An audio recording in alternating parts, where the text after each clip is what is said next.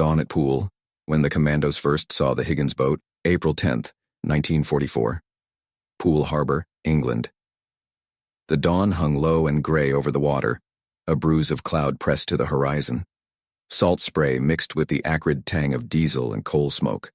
Ropes creaked like old throats, and the beach, chalk and shingle, gleamed with a thin film of tidal water.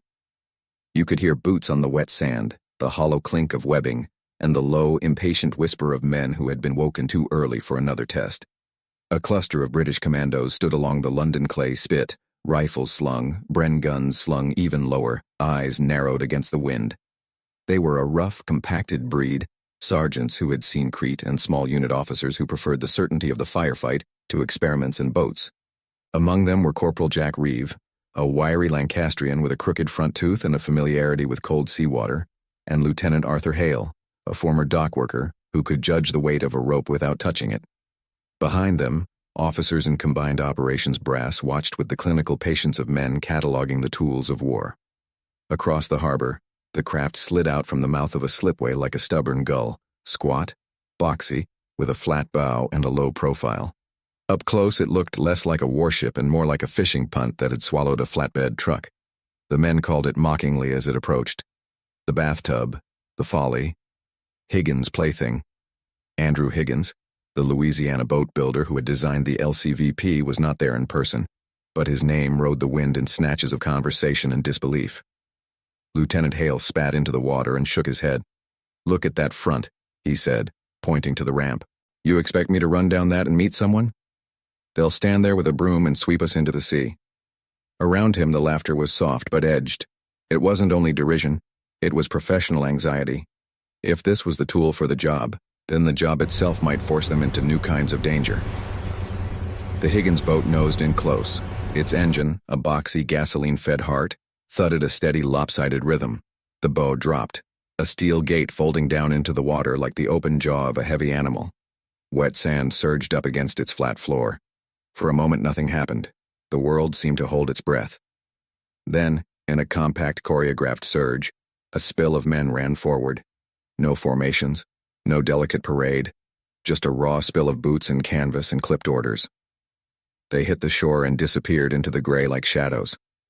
From the Commandos' vantage, the scene felt wrong. War, in their experience, favored hard angles. A tank's hull, a trench's lip, a gun-stable platform. This craft put men in a position of exposure, 30 to 40 feet of open deck between ramp and rifle muzzle. That exposure, they argued, was lunacy dressed in plywood. Corporal Reeve watched one man knee-slip on the ramp and then leap free into the surf, coughing and sputtering. "You can't fight off a thing like that," he muttered. "You're a sitting duck till you find cover." Yet as the men came scrambling up the shingle, wet and coughing, other details arrested the watchers. The Higgins craft had a shallowness to its draft that let it climb almost onto the shore before the ramp went down. A truck, an actual, armored Bren carrier, had been driven into the forward well and then off, onto the beach, in less than a minute, its diesel exhaust a brief pungent plume. The Commandos had expected a slow, clumsy machine. They saw speed, an economy of motion, and a ramp that let vehicles and men pour out forward in a single brutal moment. Tweaking the disbelief, one of the combined operations officers, his cap rim caked with salt, called over to the Commandos, "You lot prefer a glorious death, do you?" The barb landed with the kind of humor that is also an instruction. Look closer. They were told by the men who ran trials about the boat's strength of construction, its steel hull backed by plywood, the way a load could be shoved forward and the center of gravity adjusted to cut the pitching in rough water. Mechanical failures could be repaired in minutes with basic tools. The boats could be built in large numbers in places that were not shipyards, warehouse sheds, even inland factories, because their construction was simple, modular. Still, the ridicule persisted. The Commandos had fought in small boats before, canoes, blacked-out launches, collapsible full boats for clandestine raids. They prized stealth and the moment of silent approach. The Higgins boat announced itself with a diesel cough and a brutish ramp. It was the antithesis of a whisper in the dark. Where the folding kayak threaded between sentry posts, the Higgins stormed a beach like an uninvited guest. Mockery at this stage was less about disdain and more about a fear of change. But even the most dismissive men were soldiers, and soldiers are stubbornly empirical. They watched the Higgins boat run aground in surf that would have shredded a conventional launch. They watched a squad unload a light armored car, gun ready in less time than a planned silent insertion. The lesson was not yet complete, but a sliver of doubt slipped between jokes and jests. If the war required mass landings, if the thrusts of 1944 were to be anything but raids, then perhaps a machine designed to move men and material simultaneously had a place in the grim arithmetic of victory.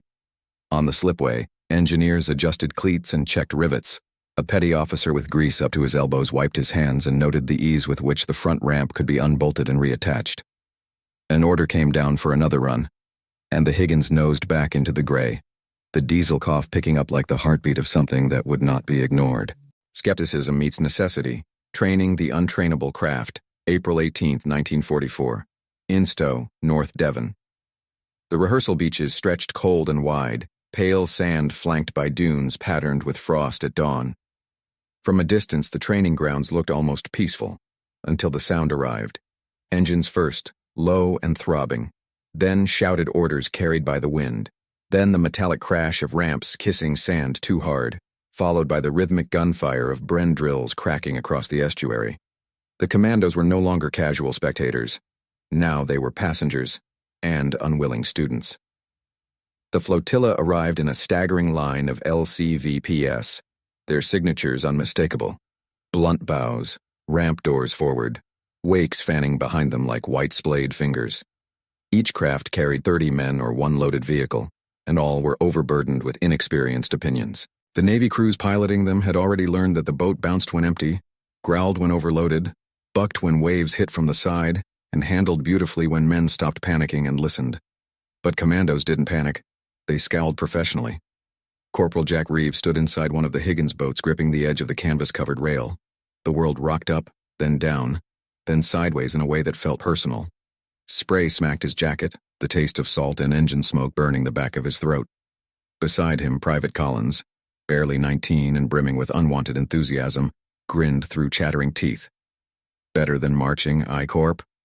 Reeve didn't blink. Marching doesn't drown you. The ramp rattled, an unsettling tremor caused by oscillation in the hydraulic hinge.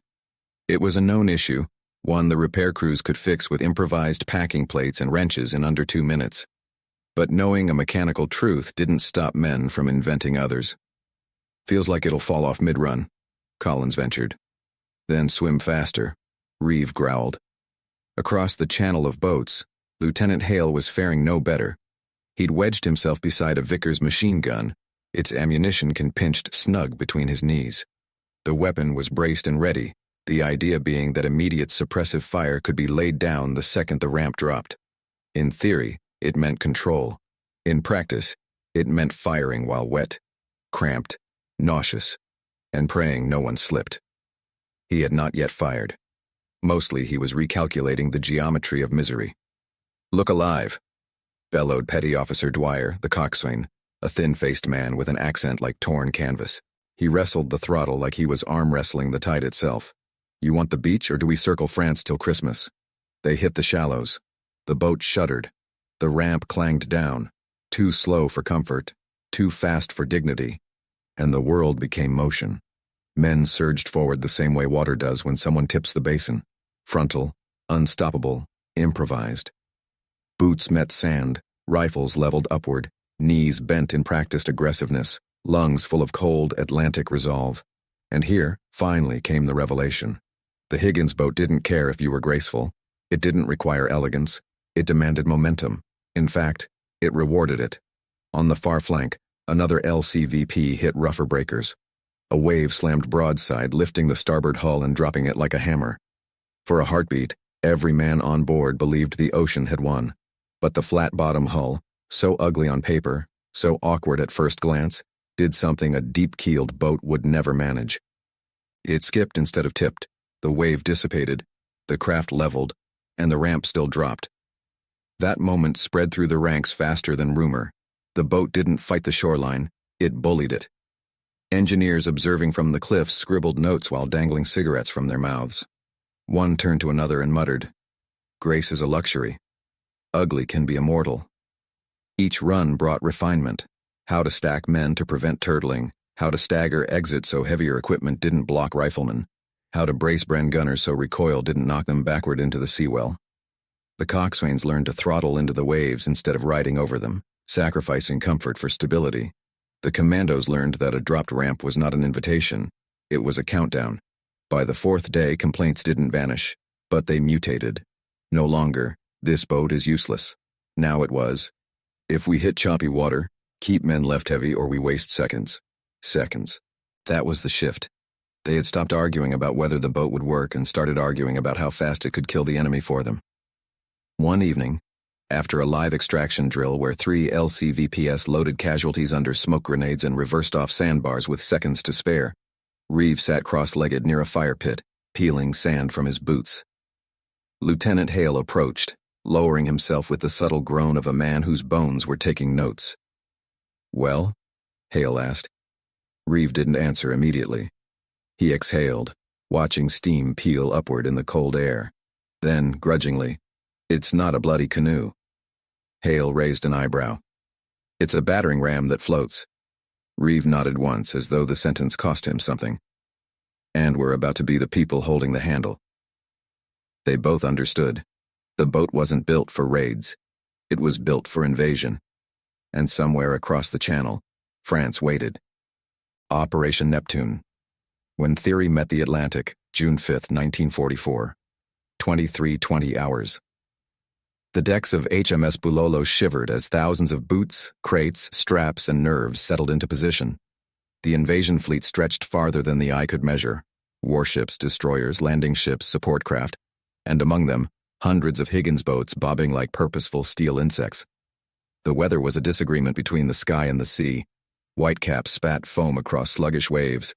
The air smelled of fuel, salt, and damp wool.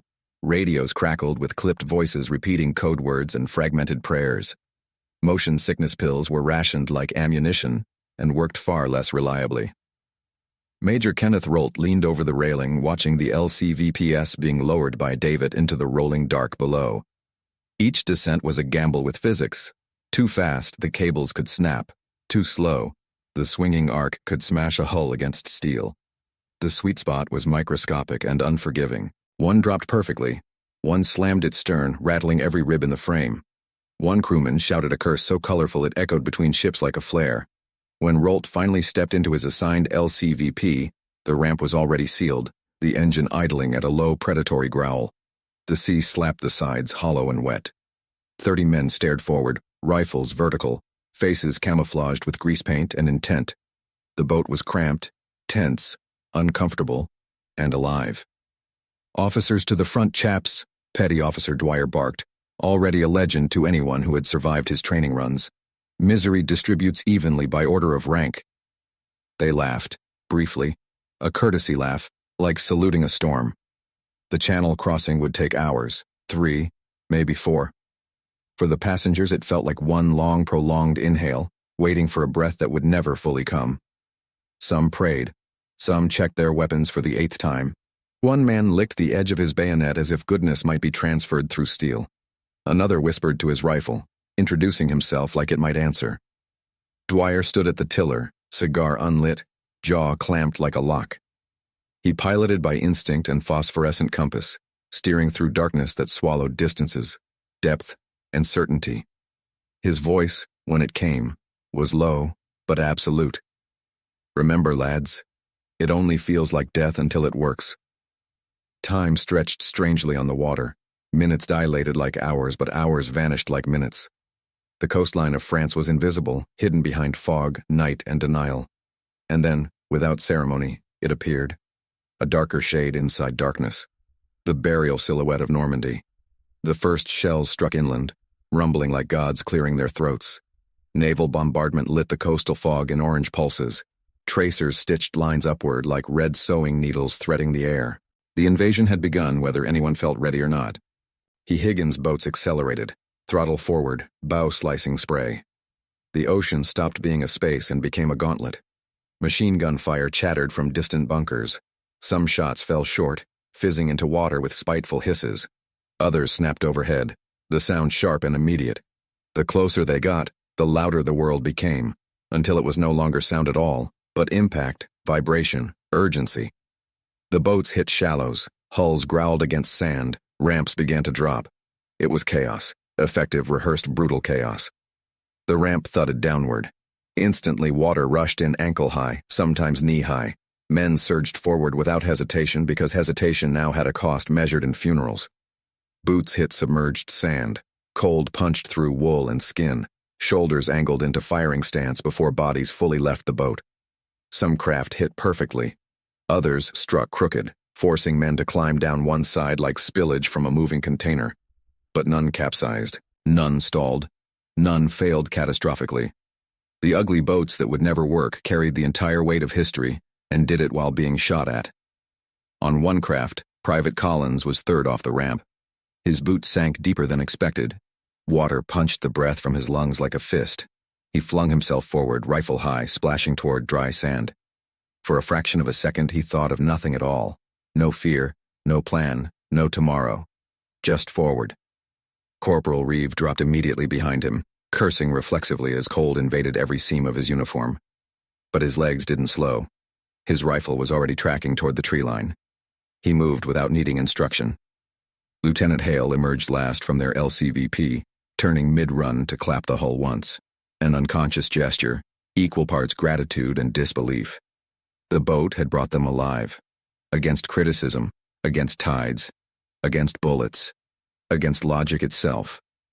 Behind them, Petty Officer Dwyer shoved the throttle into reverse and yanked the nose seaward, already turning for the next wave of men. No pause. No triumph. No satisfaction. Just duty, repeated endlessly, soaked in salt. This was the difference the Commandos had not understood in training.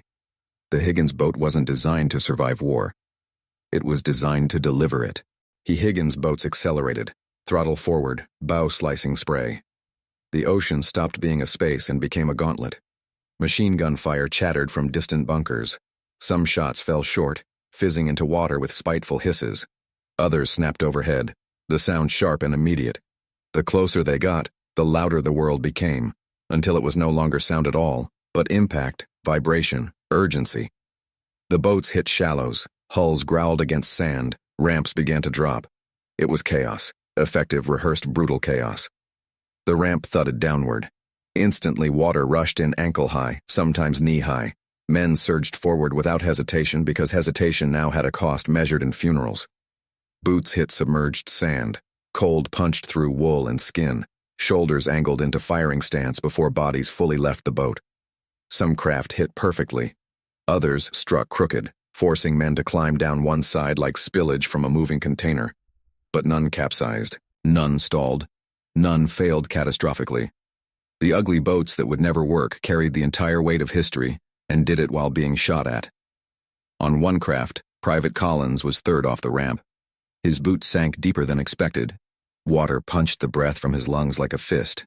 He flung himself forward, rifle high, splashing toward dry sand. For a fraction of a second, he thought of nothing at all. No fear, no plan, no tomorrow. Just forward. Corporal Reeve dropped immediately behind him, cursing reflexively as cold invaded every seam of his uniform. But his legs didn't slow. His rifle was already tracking toward the tree line. He moved without needing instruction. Lieutenant Hale emerged last from their LCVP, turning mid-run to clap the hull once. An unconscious gesture, equal parts gratitude and disbelief. The boat had brought them alive. Against criticism, against tides, against bullets, against logic itself. Behind them, Petty Officer Dwyer shoved the throttle into reverse and yanked the nose seaward, already turning for the next wave of men. No pause. No triumph. No satisfaction. Just duty, repeated endlessly, soaked in salt. This was the difference the Commandos had not understood in training. The Higgins boat wasn't designed to survive war. It was designed to deliver it. Fire, sand, and proof of concept.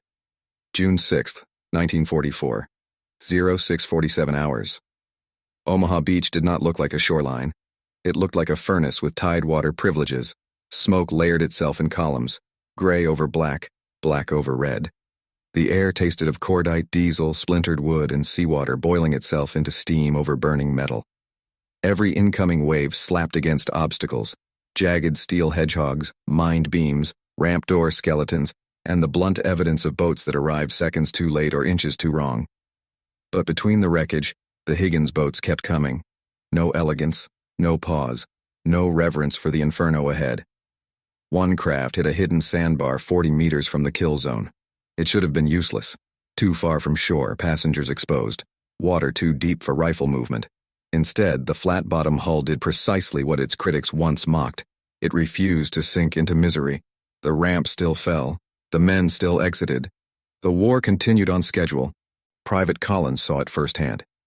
He had reached a shingle ridge, lungs burning, rifle gritty with wet sand when motion caught his eye. Another LCVP, stalled awkwardly yet stubbornly upright. At first he thought it had failed. Then 30 silhouettes poured out of it in a violent, coordinated bloom of survival instinct.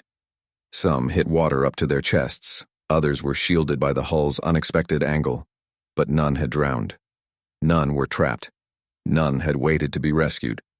They had simply continued the invasion on foot exactly as designed. Nearby, a German machine gun nest spat rhythmic fire from a reinforced 352nd Division position overlooking the draws.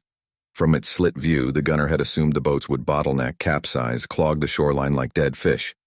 Instead, they dispersed men the way rivers disperse water, chaotically, unstoppably, everywhere at once. The defenders had prepared for landing craft. They had not prepared for landing inevitability. Lieutenant Hale reached cover behind a metal X-obstacle. Chest heaving, ears ringing, the world reduced to percussion and instinct. A blast had slapped him half-deaf on the right side, but as he blinked salt and smoke from his eyes, he registered something extraordinary. Not the gunfire, not the carnage, the pace.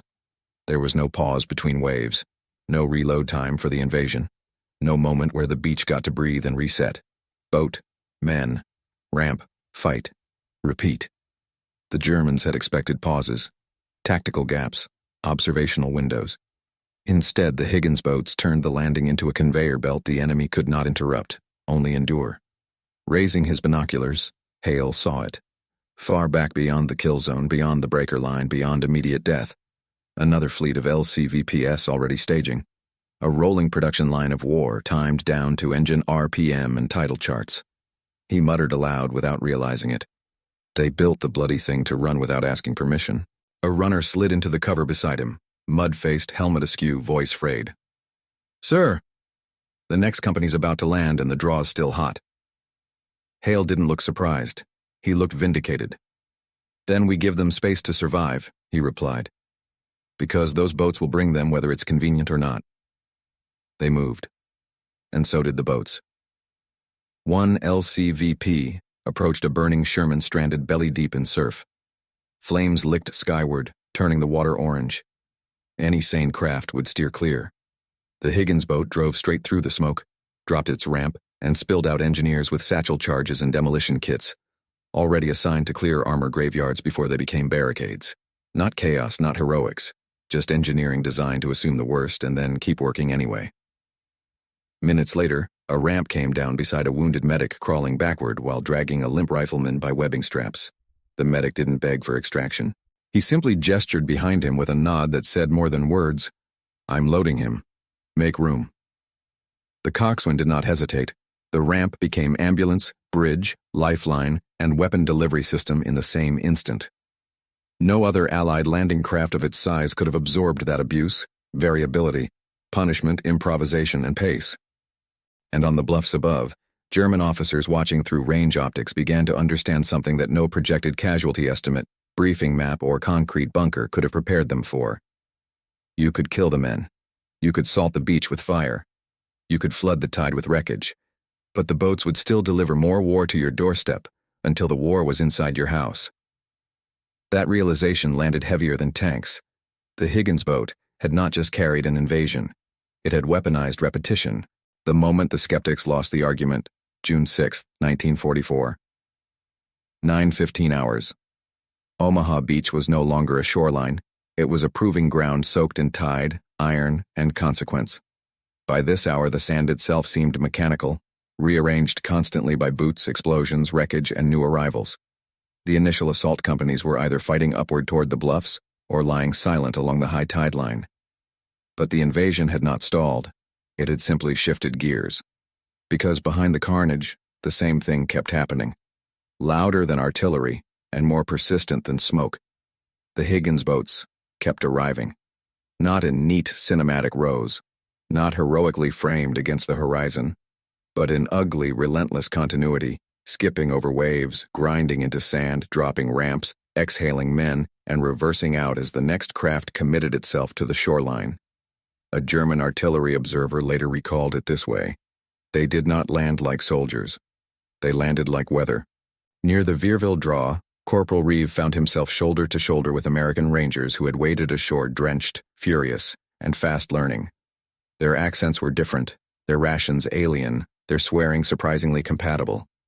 They had recently awakened to the same truth the Commandos now lived by. The boat you mocked was the one that saved you.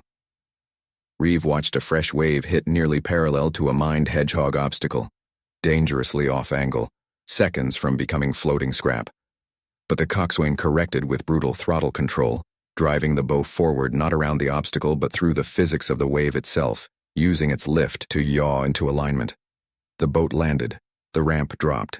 Men disembarked firing. Reeve exhaled once, astonished despite himself.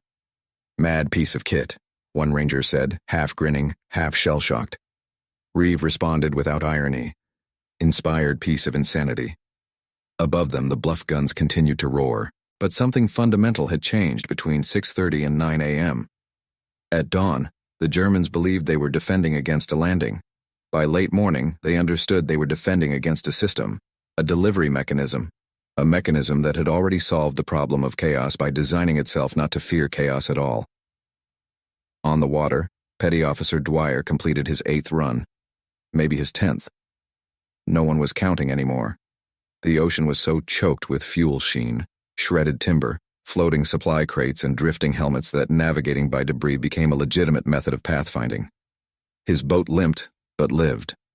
The bow bore fresh scars, a bullet crease, a scorch mark, one steel hinge bent into a shape engineers would politely call philosophical.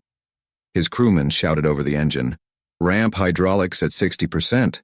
Another landing might jam it. Dwyer didn't turn. "Then it fails after the men are off," he said. "Not before." Because that was the entire creed of the design. The boat did not need to survive the war. It only needed to outlive its cargo by 30 seconds. On shore, Lieutenant Hale watched another LCVP unload a jeep towing a 57mm anti-tank gun directly onto usable ground, despite the smoke and dead machinery around it. The ramp dropped, the wheels gripped, the payload moved inland under its own power. No staging port, no infrastructure, no pause to prepare the ground. Just ramp, sand, momentum, war. Hale remembered the early training days, men laughing at the ugly flat-bottomed craft, calling them floating latrines, or bathtubs with delusions, or Higgins coffins. Now no one was laughing, because somewhere between England's practice beaches and France's killing beaches, the punchline had reversed itself. The mockery had turned into gratitude. The skepticism had turned into gospel. The joke had turned into the hinge upon which victory physically rolled onto land. As noon crept closer, success was no longer measured in yards captured or bunkers silenced. It was measured in logistics achieved under fire, ammo landing without docks, medics arriving without roads, radios deployed without signal towers, armor delivered without ports, men delivered without hesitation. The masterstroke of the Higgins boat was not armor, speed, or elegance. It was permissionless warfare. No harbors required. No terrain conditions negotiated. No invitation necessary. The coast of France did not open to the Allies. The Higgins boats opened France to the Allies. On a hillside later that day, a German officer lowered his binoculars, silent long enough that his aide grew uneasy. Finally he said, "Even if we drown the sea, they will use the water to walk to us." He was half correct. They didn't walk. They rode the ugliest, most doubted boat in the world, straight into history. Legacy written in steel and seawater. June 7, 1944, the day after. If D-Day was the percussion, this was the echo. The smoke still hovered, but it no longer defined the sky. The beach still carried the sharp smell of war, but mixed now with something new. Diesel triumph, churned sand, and the strange scent of momentum. The beachhead was not secure, but it was alive. All night, and now into morning, the Higgins boats had kept moving. They delivered the second wave, and the third, and the 100th after that. They landed fuel drums, ammunition crates, stretchers, radios, engineers, bulldozers, medics, rations, and everything the invasion required to morph from a dangerous gamble into an irreversible fact. By noon on June 7th, more men had landed through open ramps than through any harbor gate in France. There were no medals pinned to the boats, no anthems played for their engines, no monuments rising from their wake. But every yard gained inland had their fingerprints on it, a mechanical signature stamped in steel, tide, and inevitability. Corporal Reeve was sitting against a commandeered stretch of seawall, dragging the weight of exhaustion behind his eyes, when a fresh LCVP returned to shore carrying wounded. Its ramp groaned slower this time, hydraulics tired from 36 hours of uninterrupted argument with ocean and physics. Reeve watched it with the same expression a man gives an old friend who still shows up unwell but unbowed. Collins, alive, filthy, and missing the romantic notion that war had once held, sat beside him. "Funny, innit?" Collins said quietly. "We thought the battle would be the hard part." Reeve huffed a half-laugh. "The battle was the easy part," he replied. "The hard part was inventing a boat stubborn enough to bring us to it." Across the water, silhouettes continued to shuttle between horizon and history. LCVP 672 carried mortar crews. LCVP 519 carried blood plasma and bandages. LCVP 213 carried armored spares and spare ambition. LCVP 001, one of the earliest production boats, still ran, its metal dentures chipped, paint burned, hull dented, but its purpose intact. Each landing was less dramatic than the newsreels would later suggest. No swelling orchestras, no heroic freeze frames, no poetic symmetry. Just a flat-bottomed boat doing exactly what it was designed for. Hit shore drop ramp deposit war reverse repeat. Far from Normandy, Norman Coda, the man who famously roared, "Rangers, lead the way," would later understand that even leadership, momentum, and courage had relied on a precondition. Someone had to invent the front door.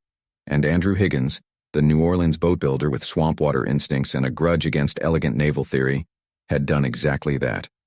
Dwight D. Eisenhower would later state it plainly, "Andrew Higgins is the man who won the war for us, not by pulling a trigger, but by solving the last unsolved problem of invasion. How do you put an army ashore where an enemy swears you never will?" The answer turned out not to be heroism, not strategy, not rhetoric. It was plywood intuition, welded pragmatism, and a boat that refused to ask permission from shoreline, tide, enemy, or pride. The British Commandos who once mocked it would carry its memory differently from their early jokes, not as humiliation, but as conversion. They had laughed at the Higgins Boat, until they owed their lives, their landings, their war, and ultimately the liberation of Europe, to it. Because history is rarely changed by the things everyone believes in. History is changed by the things everyone underestimated. And on the coast of Normandy, the most underestimated thing in the world was 36 feet long, ugly as truth, loud as industry, and unstoppable as a war that had finally learned how to walk ashore.